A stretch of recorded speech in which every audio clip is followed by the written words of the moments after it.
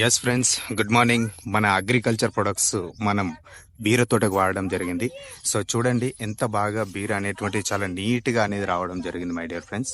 So బీర తోటకి కానీ, కాకర తోటకి కానీ, మరియు రకరకాల కూరగాయల తోటలకి ప్రతి ఒక్క పంటకి కూడా మన ఆర్గానిక్ ప్రొడక్ట్స్ స్ప్రేలు మరియు అడుగు భాగంలో వాడేటువంటి అగ్రి గ్రాన్యువల్స్ వల్ల మంచి క్రాప్ అనేది రావడం జరుగుతుంది. ఇక్కడ చూడండి ప్రతి కాయ కూడా మంచిగా షైనింగ్గా నీట్గా మనకు వంకర్లు పోకుండా నీట్గా వచ్చింది.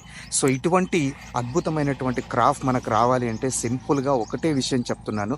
రెగ్యులర్గా వాడేటువంటి రసాయన మందులతో పాటుగా మరియు ఆర్గానిక్ ప్రొడక్ట్స్ అయినటువంటి వెస్టిజ్ అగ్రి ప్రొడక్ట్స్ మీరు వాడినట్లయితే మంచి రిజల్ట్ అనేది మీకు రావడం జరుగుతుంది. మరి దీన్ని ఇప్పుడే కట్టింగ్ కూడా చేశారు. కట్టింగ్ చేసినటువంటి క్రాప్ ఏ విధంగా ఉంది అనేది కూడా మనం చూద్దాం ఫ్రెండ్స్. ఇప్పుడు మనకి క్రాప్ అనేటువంటి తెంపడం జరిగింది.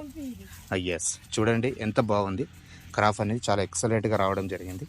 సో ప్రతి ఒక్కరూ తప్పకుండా మీరు ఆర్గానిక్ ప్రొడక్ట్స్ వాడుకోవడం వల్ల ఇలా నీట్గా మనకు షైనింగ్ అనేది రావడం జరుగుతుంది. సో రెగ్యులర్గా వాడేటువంటి రసాయన మందులు ఏవైతే ఉంటాయో సో వాటిని తగ్గించుకుంటూ ఆర్గానిక్ ప్రొడక్ట్స్ని యూజ్ చేద్దాం. So thank you. ఇక్కడ మన రైతులు కూడా ఉన్నారు. Yes, thank you my dear friends. నేను మీ బాలకిషన్. ఏ డౌట్స్ నాకు కాల్ చేయండి. Agri trainer. Thank you.